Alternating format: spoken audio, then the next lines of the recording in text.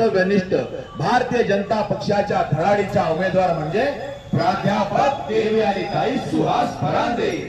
होय मंडळी, कोरोना काळाचा कठीण काळ आपण ज्ञात असाल. या काळात ताईच्या जीवावर बेतलेलं असताना सुद्धा स्वतःच्या जीवाची पर्वा न करता ताई कोरोना रुग्णांसाठी आपल्या नागरिकांसाठी धावून आल्या.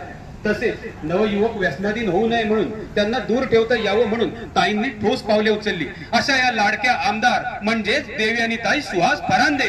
होय, हिंदुत्व फक्त हिंदू धर्माशी निगडीत नसून ही एक सर्वसमावेशक जीवनशैली आहे. या आपल्या विचारांची धुरा काहींनी सांभाळली, त्या भक्कमपणे या समाजसेवेच्या कार्यात उभ्या राहिल्या. कोणत्याही ह्याच्यात त्यांनी आपल्या धर्मात वेगळ्या वेगळ्या ह्याच्यात भेदभाव केले नाही आणि त्यांनी प्रत्येकासाठी स्वतः जातीने लक्ष घालून विकास केला आणि या विकासाचे वेगवेगळे प्रकल्प त्यांनी या आपल्या नाशिक शहरात यशस्वीपणे राबवले.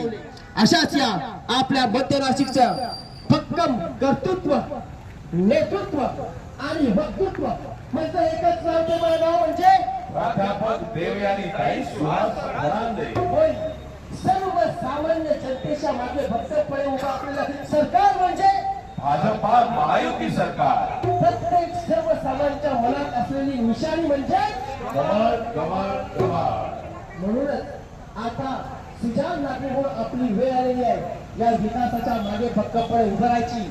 म्हणून सर्वांना कळकळीची विनंती, येत्या 20 तारखेला 2 नंबरचं बटन म्हणजेच कमळासमोरचं बटन दाबूया, कमळासमोरचं बटन दाबूया आणि आपल्या देवयानी ताईंना बहुमताने विजय करूया. तर शाहीर यामुळं ही विजयाची नादी मनामनात, घराघरात, गावात गावात घुमून दे. ताई माई अक्का तुम्ही विचार करा पक्का,